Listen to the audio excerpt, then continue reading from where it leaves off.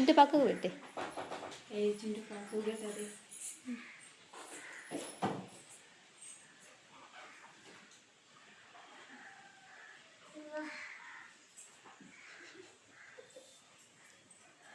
నిన్న పక్కన ఉన్నాను. నీ పేరేంటమ్మా? భారతి. నీ పేరేంటమ్మా? భాగ్య. నీ పేరేంటమ్మా? రత్నమ్మ.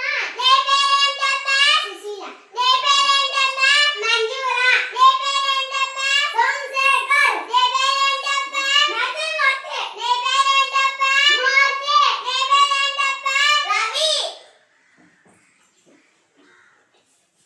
భారతి, నీది కూడా లిస్ట్ లో ఉంది, నీది కూడా పడుతుంది. అలాగే మేడం. నీది ఉంది భాగ్య, నీది లిస్ట్ లో ఉంది, నీకు 2 రోజుల్లో పడుతుంది. సరే మేడం. రత్నమ్మ, నీది కూడా ఉంది, నీకు కూడా పడుతుంది. సరే మేడం. సుశీల, నీది కూడా లిస్ట్ లో ఉంది, నీది కూడా పడుతుంది. మంజుల, నీది కూడా ఉంది లిస్ట్ లో, నీకు కూడా పడుతుంది. అలాగే మేడం. నీకు పడదు. ఎందుకు మేడం? మీరు టీచర్లు కాబట్టి మీకు జీతం వస్తుంది, అందుకు మీకు పడదు. సరే మేడం గారు.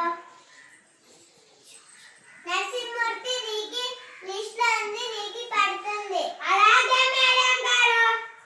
మూర్తి, నీకు ఆధార్ కార్డ్ సరిగ్గా లేదు, నీకు ఆధార్ కార్డ్ సరిగ్గా చేపించుకుంటే నీకు పడుతుంది. రవి, నీకు కూడా లిస్ట్ లో ఉంది, నీకు కూడా పడుతుంది. Okay madam. కూర్చోండి అమ్మా.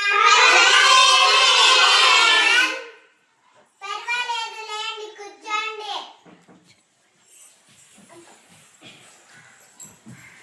కూర్చోండి.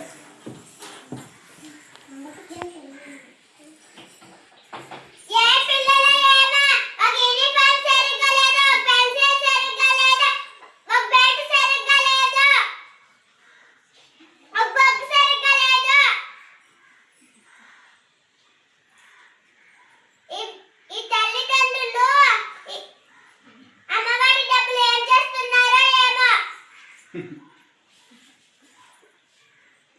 భాగ్య, నువ్వు లేయమ్మా. నీకు అమ్మఒడి డబ్బులు పడిందా? పడింది మేడం. ఏమి తెచ్చుకున్నావు? ఫ్యాన్ తెచ్చుకున్నా మేడం. బలదానమ్మ నువ్వు. నువ్వులేయమ్మ నడతమ్మ. అమ్మఒడి డబ్బులు పడిందా? పడింది మేడం. ఏం తెచ్చుకున్నావు? విద్య చేసుకున్నా మేడం. బలదానమ్మ నువ్వు. నువ్వులే సుశీల. అమ్మఒడి డబ్బులు పడిందా? పడింది మేడం. మరేమి తెచ్చుకున్నావు? ఫ్యాన్. బలదానమ్మ.